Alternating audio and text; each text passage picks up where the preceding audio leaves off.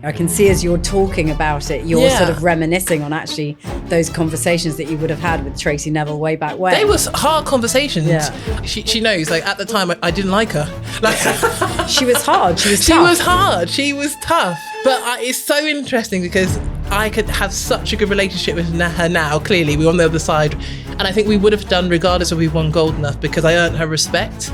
I was probably quite selfish in terms of your own ambitions and what you want to do. I was hard-headed, I was determined, I was hungry. I was a fighter. I come from a Caribbean family. The choice is you can be a doctor, a lawyer, or a dentist or a vet. So my mum always said to me, you're either one step away from a career-ending injury or being deselected. Well, she makes complete sense. My grandparents are part of the Windrush generation, and in our family, we've always been like, you can do anything you put your mind to. Resilience and hard work is part of our DNA.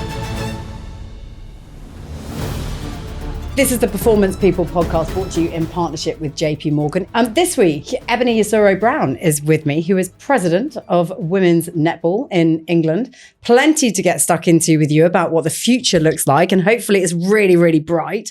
But let's start where we start all of these podcasts with a defining moment, which I think probably will set the scene for everything that has happened subsequently, but also will give some context as to quite why it became your defining moment. Just tell us what you've picked. Well, firstly, thank you for having me on.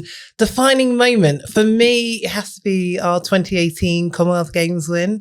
I don't think that's going to come as a surprise to anyone. But I was an England Rose for 17 years, and I think I started my journey, as most people do, playing netball at school and absolutely loving the game, just being with my friends, getting to go and play competitive matches. And I remember my mum took me to Wembley at that age, under 12s, I think it was, and England were playing Australia at Wembley. And at that time, just walking to Wembley Arena and just being absolutely in awe of just the occasion, really. Live sport, girls coming out in the England dresses, Australia, you know how intense that rivalry is. And just when they started it just, I don't know, I was just so inspired. So at that time, England lost by 30 to Australia. So we, in those years that followed it, I think kind of bridging that gap between losing by 30 to kind of beating them on the Gold Coast by 1 has got to be, and being a part of it, I think it was just got to be my defining moment just in terms of how far the sport had evolved. I think, and also the manner in which we won, which makes me most proud. Before we carry on, a teeny tiny favour from me to ask of you. If you like what you hear or see in this episode, please can you subscribe to our channels? It makes all the difference to have your support. It means the algorithms pick that up and send it to everyone else who gets something from this episode too. Plus, of course, it means we can get the very best guests in the studio. Thank you. What does it feel like to win a gold medal? It's indescribable. I think it's just all the years, the tears, the cheers, the successes, the sacrifice, all in that one moment. And I think I remember, like I said, being that 12-year-old girl just with a dream of playing for England once. So to get to the stage where we're at the Commonwealth Games, a multi-sport competition, international stage, so much scrutiny, and then walking out into the final. And I think if you watch the VT ahead of the actual game, Australia are so stiff and serious. And then the England team come out and we're so excited to be there. We might as well be at a party. We're waving, we're smiling, we're the gas, the merriness about us, about what was about to ensue. So finally getting across the line, standing on the podium. I received my gold medal from Dame Denise Lewis, who's one of my childhood heroes. And it's just that like wonderful moment where you kind of pause in time and just think, we did it. I did it. It was all worth it. But what's so interesting about what you just said is the seriousness of the demeanor of Australia, who are the expected victors, versus the England team and the merriment that just went around that circus and being in that moment. Now, most people would assume that you wouldn't be able to keep a lid on that enough in order for the performance to be the thing that galvanized. Yeah. So what did you do in that time frame when you were on the court that meant that you contained all that excitement and energy and effervescence and turned it into something meaningful? I think it's down to two things. I think it's down to the culture that we had off the court. And I think we always knew that you step across the line and it's all about work and business. You step across the line and it's about friendship, culture, and building on each other's strengths as women and as a team. And I think it's the culture we worked on so hard in the lead up to those games. So we were able to kind of flip that switch in terms of understanding what was work and potentially what was play.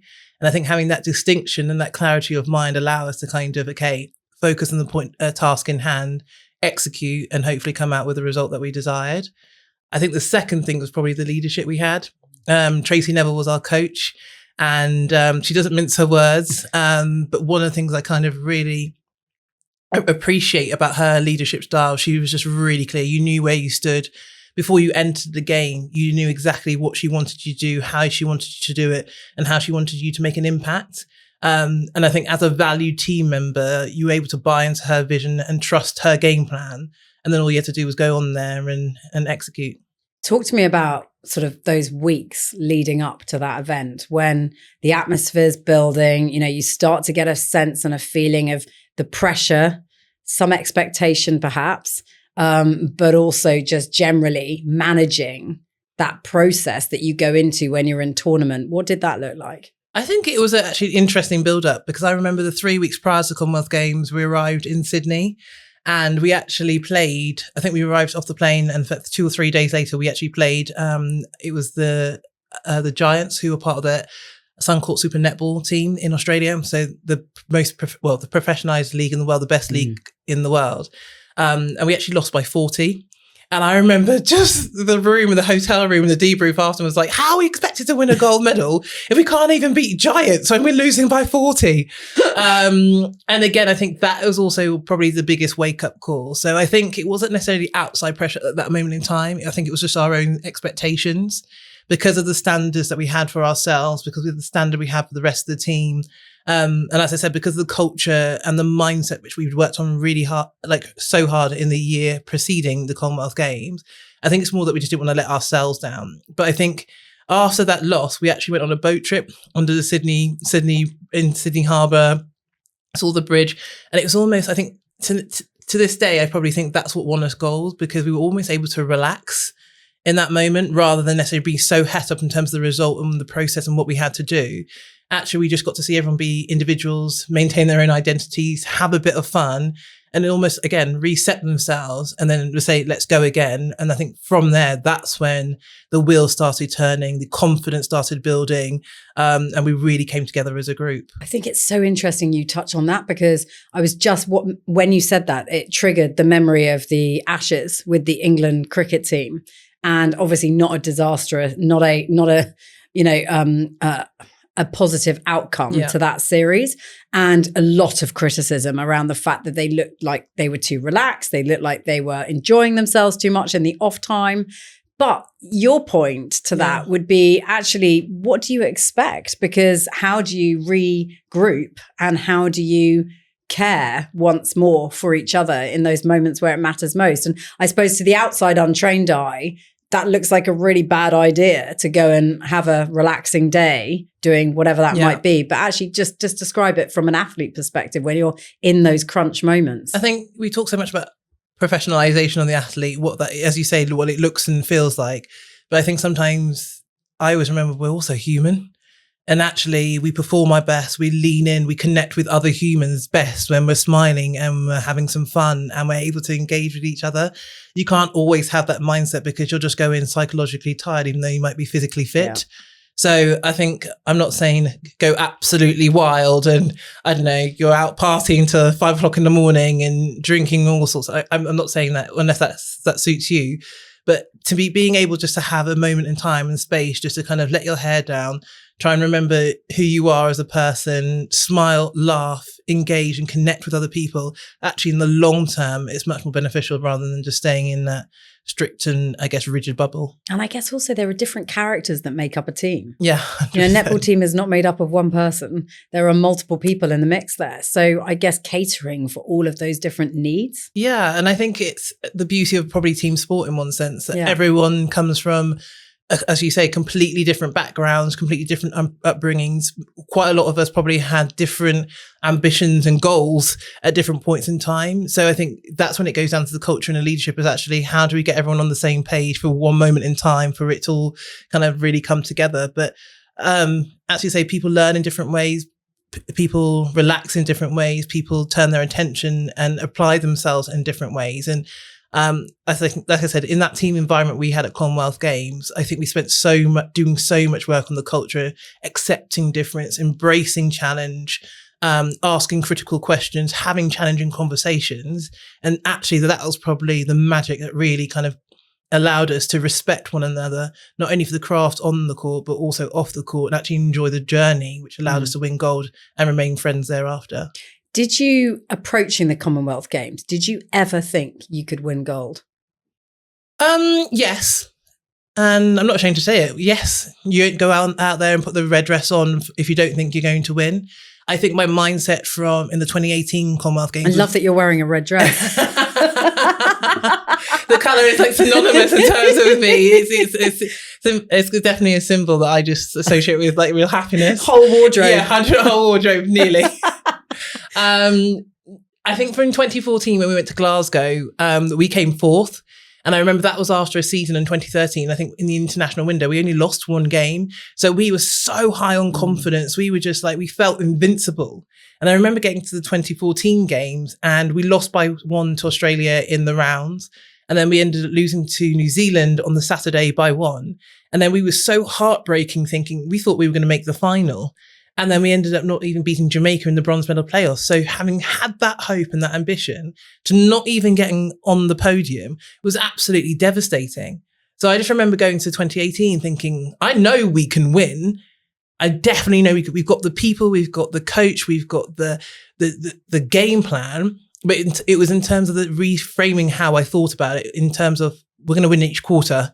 So breaking it down into a process rather than just thinking about the outcome. That's really interesting. Was that a team ethos that you took into those games to break everything down? 100%. Because I think from 2014, there was definitely a hangover for a couple of years because we kind of got ahead of ourselves. And I think it was a level of ownership and accountability of that. Yes, we were there physically, but emotionally and psychologically, we fell short. So actually, how do we reframe it to try and achieve a different outcome? How much of it is the emotional piece rather than the physical ability? I'd say it's 80%. If you can control your emotions when you have that, I guess sometimes it's fear. What if I lose? But from 2014, we already lost and we saw what the outcome was.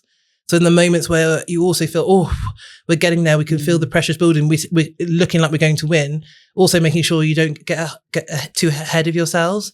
So I think the emotional part and the psychological part and how you can train your emotions and your brain in those moments, those critical moments that only come by every 4 years, to remain focused on what your role is, and be really clear in terms of how you're going to make your impact in those moments is crucial. And I guess by the point of 2018, you personally are one of the more experienced members of that team.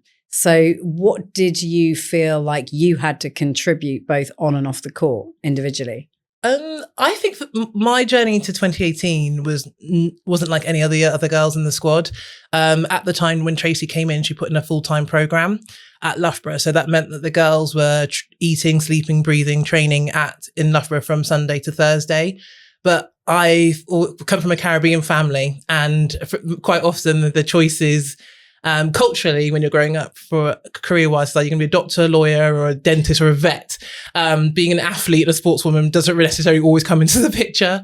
So my mum always said to me that if I wanted to do netball or play team sport, I had to make sure I had my academic grade. She always said, you're either one step away from a career-ending injury or being deselected when it's not necessarily your choice. So you need to have something to fall back on. Well, she makes complete sense. She does. But at the same time, that's a lot. It is. But I think it also made me more determined as well. Like my grandparents are part of the Windrush generation, and in our family, we've always been like, you can do anything you put your mind to. Resilience and hard work is part of our DNA.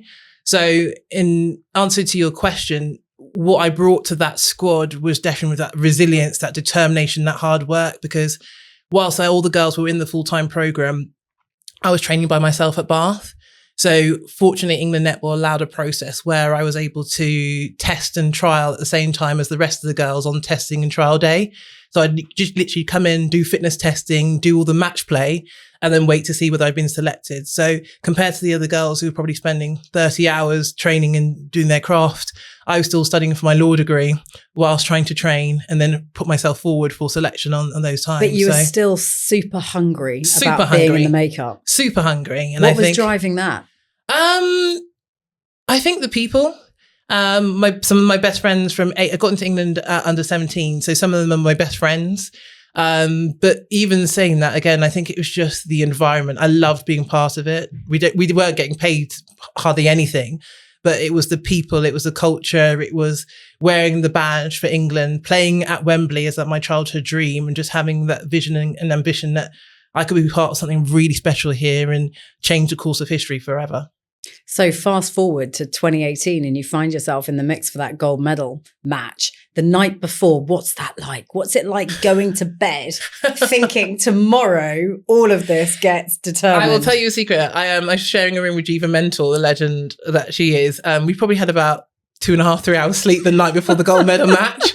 So I always think to myself, we won gold in about 2 or 3 hours sleep. But we were so excited just knowing that we'd always been the bridesmaids coming in that bronze medal playoff. So that first opportunity at the Commonwealth Games, and I remember the chef de mission of the Australian team at the opening ceremony said, well, at least we know we're going to get a gold in netball.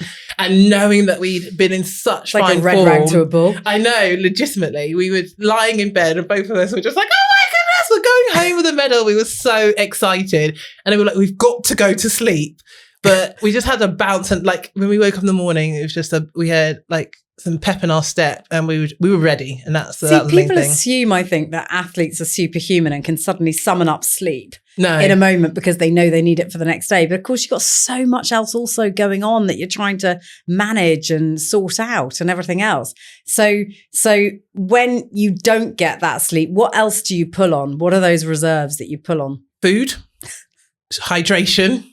But also just the energy in and around the room and the group. I think it's harder when you're playing an individual sport compared to a team sport, because even on your worst day, you've always got someone cracking a joke. Like you said, there's different characters in the team. Yeah. There's always someone who's going to bring that energy. And I think one of our values was like, don't be an energy hoover. So you wake up and say, this day is a brand new day full of opportunity, rather than necessarily just being consigned to, I guess, what you're feeling in the moment. But like I said, it's also a lot of what's it called, Lucozade, and and just thinking this is the last one. You've just got to get up and go again for this last one. I love that expression. Don't be an energy hoover. That's going to live with me now. I'm actually going to take that from you and run with it, because I just love that expression.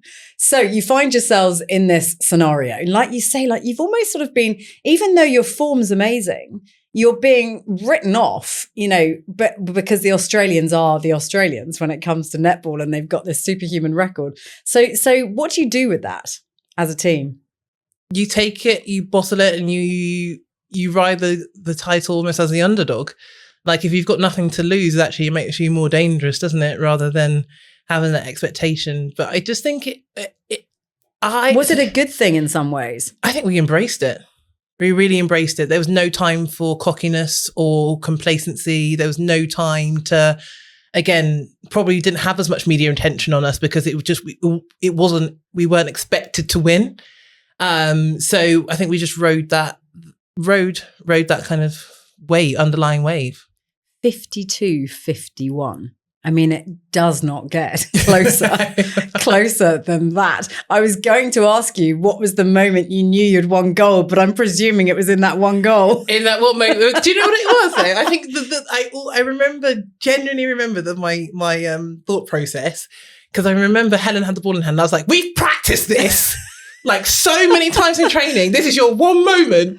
And then literally, that it was just like a sigh of relief when it went through the net, and then you just don't know what to do with yourself. But it's like conjures up moments like the Johnny Wilkinson drop kick. It's like those sorts of moments come to mind because they're last gasp. There's nothing more here. There's nothing left. Nothing more, nothing left whatsoever. Yeah. But I was just like, we've practiced this. This is your time. Wow. But it was incredible. And you didn't, and so in those moments where, like you say, it's absolutely everything has come down to that. Do you feel the pressure, or is it just is that something that we put on you? I think you do feel the pressure. Like I said, you go back to that mindset in terms of what do we lose? Well, oh gosh, okay, it's not a life or death situation. It's just the heartbreak in terms of the time and the sacrifice. But then it's also like, well, what if we win? What if we win? And I think that's the emotion. I just remember just thinking, I'm running these lines, I'm making that intercept, I'm making those choices, I'm shouting these directions, and because we're going to win. You don't want to leave any stone unturned. We want to just have no regrets. Well, that's interesting. So I was gonna say to you, I wasn't gonna say, do you have any regrets? Because I suspect you probably don't in that scenario. But was there one particular moment that stood out in that game for you above others as a sort of the epitome of what it was all about?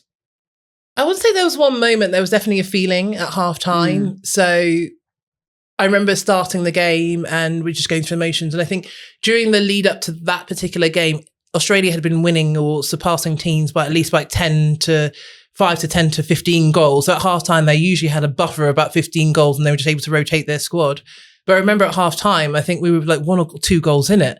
And I was like, we've got them here. Even just from their centre pass to the goal, it was almost 3 passes in the other Australian matches, whereas we were making them have to recycle the ball. It was taking them at least 8 or 9 passes before it even got to a shooting opportunity. So, you can sense that, oh, okay, that we're really in the contest here. So I'd probably say that was the only moment or feeling where I thought, actually, this is ours in which we could take it. And what did it feel like when that final whistle went and you knew that was it? You'd got it. Relief. Probably just relief. Because, you can stop chasing the one thing you've been chasing since you were that child. Like, everyone talks about that dream and whether everyone can have a dream, but as to whether you actually go on to achieve it. And that moment, anything I did after that, it was a bonus, because actually in that moment, everything I'd ever wished for, dreamed for in this space as a young girl and as now at that time, a young woman, I'd done it. Well, the thing that you probably didn't expect might happen to you as a young girl was that you'd become this, president of England Netball. I'll just leave that hanging, that you'd become the president of England Netball, but you'd also be a mum to 2 lovely little kiddos, and on top of that, a lawyer. That's an awful lot of things that you're juggling there. Yeah. If you can look way back to, how old your little kiddies are now, and yes, you had the dream of being this netball champion, but everything else that's happened since. I mean, how do you reflect on that? Grateful to. I reflect on it and thinking, wow, that's exhausting. Just saying it was tiring. But I am so grateful to my mum, very much raised in a single parent family, the values that she instilled in me from a young child, the family support network. We all know to raise a child takes a real village, faith, and just knowing there's always someone looking over and watching me and guiding me in the right direction. So even with my little kiddies now, ironically, I went back to my old school, Epsom College, yesterday with my kids, and I had my jerseys up there, and my little boy looked at it like, almost just like, who's that? And I was like, just unrecognisable. But I think my daughter was able to stand there and look at the picture, and I've got a dress in my office at home, and she was like, Mummy, you played netball? And I was like, I can't wait to share the real stories about the journeys with her. And I think for me, it's just, hopefully I continue to be an example to her as to what can happen if you just hard work, resilience, determination, utilising that village in as many ways as you can. But whatever you put your mind to, hopefully it can be possible. What are you like as a parent on the sidelines of a netball court? You probably haven't discovered that just yet. No, because she's a bit little still. But I've been on the sidelines for sports day. And JK, my husband, definitely, Eboni, calm down. It's a child sports day. Whereas I'm like, you're all the same, you athletes. I know. I'm literally just like, I want them to enjoy it. I do, but I also want them to win. Of course. No, but the kids' sports days are they're quite cute. They're quite entertaining. They are. And also fairly competitive, depending on who your husband or wife may be. But going back to this juggle, this juggle. So you talk about the fact that Tracey Neville had her centrally contracted players. Yeah. And then you're playing down for Team Bath and also juggling this wannabe career effectively in law. So learning the ropes down there doing that. What was that like? Like just that sort of just undertaking effectively of two very highly professional performance related worlds, and you're having to make both of them work. I think it was challenging to say the least, in the sense that I would get up in the morning, 6 o'clock, be in the gym training between 6 and 8. So that could be doing strength and conditioning or on-court technical training. I'd then be going down the hill in Bath to the law firm I worked at the time, completing my training contract, and then finishing at 5:30, 6 o'clock, back up to the STV, and I would be training potentially from 6 or 10 p.m. at night. And I did that for about, 4 years between law school and then my training contract, but also through the England pathways. And for me, it just, in one sense, sometimes it just became my new normal. But I think the sacrificing of sleep, social engagements, late nights doing assignments, but I think without necessarily bringing all the different stakeholders, so informing my university tutors at the time. I was really lucky because the University of Bristol, where I went, had a high performance program. So they really catered to or assisted athletes who were at the university to try and manage both. I remember at one time I took some of my legal exams in the English embassy in Australia because we were over there on tour. So I was able to have that level of continuity trying to manage both. But I think all in all, I think it's all about just following the process in one sense. I knew that I wanted to become a lawyer.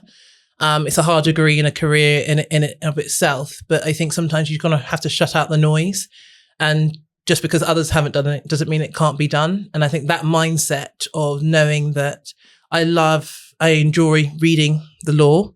At the time it was a financial crisis, so there was a lot to say about, and I loved debating at school, so I always had an opinion. So it was definitely the field for me.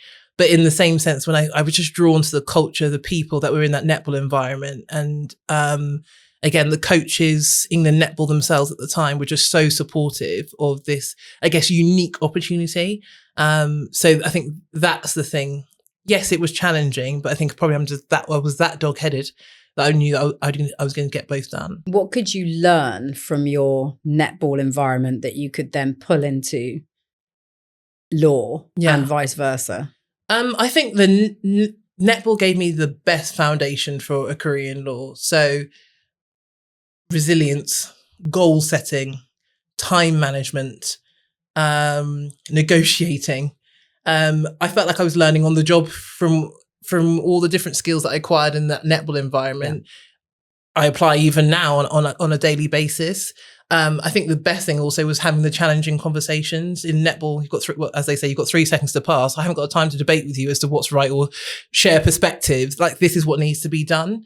And I think similarly in a legal environment, it's exactly the same in terms of managing risks for companies and having challenging conversations. And at the moment, I work with a lot of organizations and question their leaders as to how they're doing that. How are they still building the culture from in their corporate environment? Because I think that it really is the essence in terms of whether a business wins a gold medal, or the same way in a team sport, whether they win a gold medal, is how your team's interacting, how are they evolving, who are the leaders in those teams. And I think that skill sets and those characteristics which I learned in that like high elite performance environment are things that I'm still practicing, challenging and evolving every day in the corporate world. And presumably you're able to pull all of that into your new role as well as the President of England Netball. What can be done on your watch? There's a lot. I'm finding out. To be fair, the president role, I am truly honoured to be given or like elected as president. I got a call from Baroness Sue Campbell last July, having gone to present the dresses to the current Roses squad. And she was like, oh, I'd love you to apply. And I was like, oh, okay. Wasn't on my radar. I think every past president has been over 70. And that's why she asked you to apply. And didn't look like me either. So I think it was putting through my application and going through the whole interview process.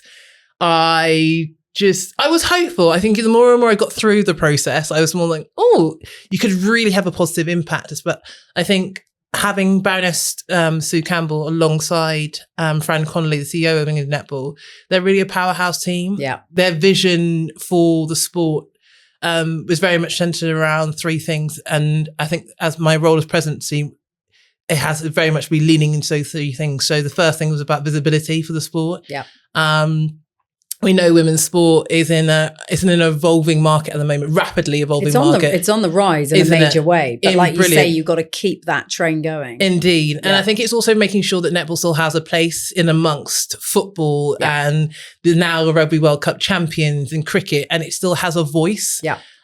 So that's one of the main things as president. So the visibility, developing the profile. Secondly, it was also about commercial investment. So quite often we talk about storytelling, and actually having been at Rose, having been on that journey to gold, having come out the other side, and still, whilst I'm retired from international netball, I'm still playing mum's netball on a Monday. So being able to immerse myself in the local community and play social netball, you can still speak to the real women and the girls and the mothers and even the little boys now who are still playing netball. So again, just talking to those who potentially want to invest in the sport, storytelling about how their investment can really have such a social impact up and down the chain from elite to grassroots. And I think that the third string element to that is our membership. So I think 3 million women play netball each year, 800,000 are playing weekly. So actually those members for England Netball, how can we utilise their voices, their stories through all the volunteers, the officiating, the coaches, the grassroots player, actually to change the tomorrow. I think what's been brilliant is England Netball celebrated 100 years, its birthday on February the 12th. And very much the question was, we've had a brilliant 100 years. The organisation was started by women who were pioneers at the time, trying to find a space for women where there really wasn't one, or an agreed space for women. And now that we're 100 years on, okay, let's really amplify the voices from our community, because actually it's the young people of today which will be shaping the future of tomorrow for the next generations to come. So as president, it's just trying to link or thread them all together. The Commonwealth Games coming up, can we win gold? 100%. That's what we want to hear from our president. Yeah. I think we can win gold. I will say that international netball is at the moment at the strongest it's ever been. I think that it won't be as easy as we're going to turn up. It's unofficially a home games, and all the pieces will come together. But in terms of the caliber of the squad, how much is that going to count for something? I mean, people talk about home games a lot, but actually, as an athlete, what difference does it make? It's huge. It's huge. When you turn around and look into the crowd, and you've got your mum, dad, Auntie Susan and baby Bella in the crowd, and you can see the smiles, and they're cheering, and they're behind you, and they're all wearing red. It lifts you immensely. It's the 13th woman on the bench, you know what I mean, or on the court. So I wouldn't underestimate how powerful a home games is, but I think it's also going to be a real opportunity outside of winning gold or standing on the podium to really, again, inspire the nation or inspire a generation in terms of how great our sport is. You know what it takes to do it.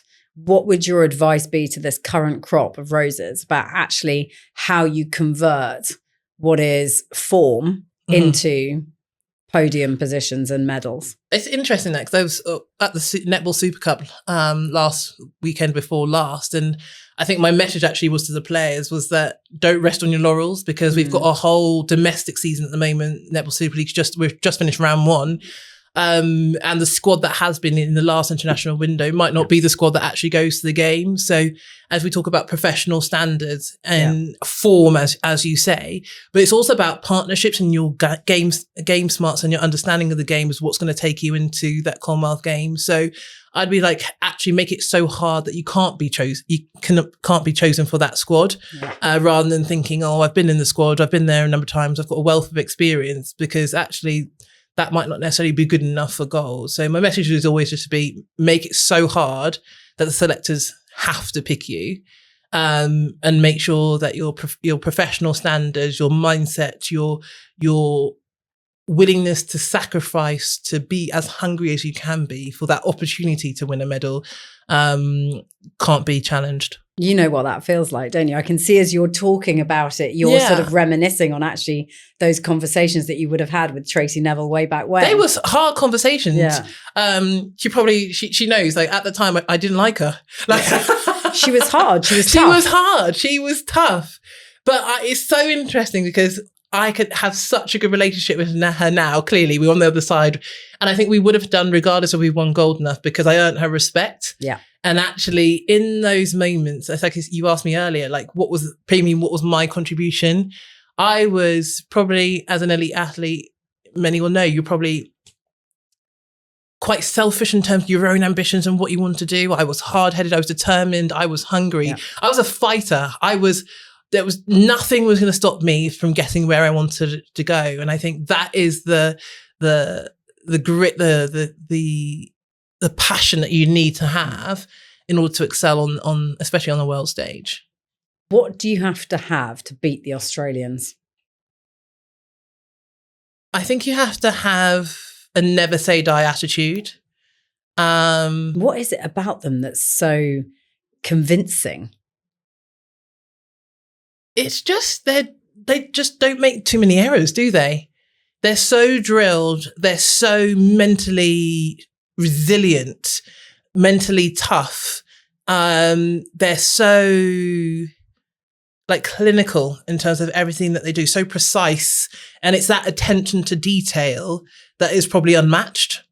Outside of the Americans, I don't think there's any other nation that I really hold in such a high regard in terms of who really pay that attention to detail. But they've obviously got a great pool of athletes in which to choose from. But I just remember every single time I played against them, I always loved it because I always thought I'm testing myself against the best. And that's the challenge as an elite athlete. You kind of want to measure yourself against. And there's such a great rivalry, isn't there? There is. I mean, it's wonderful. There is. Because it causes a good headline, doesn't it? Yeah, it's an amazing headline. In sport with Aussies and us, it's always going to be a goodie. What do you think, though, in terms of the players to look out for? Because if you're somebody listening or watching this podcast and you're not that au fait with netball, but we're going to launch ourselves into Commonwealth Games, and thank goodness it's still there, by the way. And we'll talk about that in just a moment. But actually, who are the players that we should all be keeping an eye out for? I know, like you say, it could change. Yes. Between now and then, names may come and go and move around a little. But what are the box office players to look out for? Box office players, Fumi Fidoju from London Pulse. She was a breakout superstar for the last 2 or 3 seasons. Yep. Defensive dream, intercepts, her game smarts. And I think she's a bit of a phenomenon because she's so young, but absolutely has been so impactful, not only for the London Pulse team, but also internationally, that Australians couldn't quite get their head around how they were going to beat Fumi. Nice. The problem, like Fumi Fidoju. So she's definitely one to watch. Okay. I'd also say Lois Pearson, who plays for Manchester Thunder. She's a goal attack, wing attack. Again, another young gun, but again, game smarts way beyond her years. Really clinical with the ball, doesn't give away too much. And she's just, it's almost like balletic when you watch her play. So those are probably my 2 who I would say ones to watch, not only now in the domestic Super League, but also for the future in the international scene. I mean, I made the point about the Commonwealth Games and netball being there, but there was a moment where we thought it wasn't going to be. I know. So, I mean, how much of a relief is it for you that we head into Glasgow and it's there? It's a huge relief. I know some of our sister sports didn't quite make the grade. So, no, we were absolutely ecstatic that it was included. One of the foundation sports of the Commonwealth Games. And it's always a spectacle. You always have such amazing crowds. Yeah. I remember just going to Commonwealth Games in India, in Delhi when it was there, and seeing everybody in the different wigs in the crowd. It's such a good and fun atmosphere. So yeah, I'm just so glad that the game and the sport still gets to be showcased in that forum. We're just off the back of the most amazing Winter Olympics. Like, it's so good to see surprising, amazing things happen out there on the slopes. What are the chances of netball finding its way into the Olympics? I'm glad you mentioned the Olympics because it's like, I'm so inspired. I'm like, 4 years time, can I go and do the curling or something? And JK was like, my husband was like, no, Eboni, no. But like, you do get that feeling about the Winter Olympics. Something about it. It's not the same with the Summer Games. Something about it makes people think they genuinely might be able to do some of it. It's like, why would we think that? I can do curling. Why would we think we could suddenly become like a skeleton slider? I suppose it's because, we know Matt Weston pretty well, and there's this something about the fact that he's been a Saracens rugby player and then a taekwondo champion and is now a double Olympic champion at skeleton. And you're like, well, he's done this. Yeah, so it's possible, isn't it? I also remember like Cool Runnings, and I'm like, if Cool Running, they could do it from Jamaica to the My husband's currently trying to recruit him as the next America's Cup big thing, because I think anything is possible with that boy. Anything is possible. I think it's brilliant. No, okay, good. So you're not going to do, or are you going to go for sliding? Because there is a skeleton there is a mission, isn't there, to get people into the sport. There is. Well, if I'm there in 4 years, you'll be like, well, we heard it here first, right? So there is an ambition for it to be included in the 2032 Olympics. Yep. And the charge is being led by Australia, given it's going to be over there. So we are fully supporting. Is that part of your remit to try and make sure that the bodies that need to see sense? Yeah, indeed. And I think we tried it here back in, I think, when it was like London, but I think the barriers that we face is that at the time it was just a single sex sport, and most of the sports within the Olympics obviously have a male and female offering. I think it's only like synchronized swimming at the time and rhythmic gymnastics, which were embedded within foundational sports, the Olympics, which kind of had only female representation. And that's obviously now changed to a certain degree. So I think there's always hope. The men's game in particular in netball is coming on leaps and bounds. We've got the England men's national team, the Thorns, England Thorns, who've held a number of series of late against the Australian Kelpies. They've gone to South Africa. They played in the Caribbean against the Jamaicans. So, and there's a real developing domestic league of the men's and mixed game at the moment nationally. So it's brilliant to see the guys, in one sense, trailing behind the women, but I think the support between the two sexes as the game evolves as has been at its strongest. Yeah, that's fascinating, isn't it? Because like you say, it's not often it's that way round. Yeah. So we'll see how that evolves and how that develops with interest. Final question, I guess, is based on the fact that you are an arch juggler of all things. You're juggling this responsible position within England Netball, also a lawyer and a mum. I guess my question is, can you have it all? I think you can have it all, just not all at the same time. You are proving that you can, though. No, I'm not. No, I'm not. When you see me on the school run and I've got tracksuit bottoms and then a hoodie with some Weetabix down the front. At least you're not wearing your pajamas. No. We haven't got quite to the pajamas. Although they are red, right? No, yeah, they are.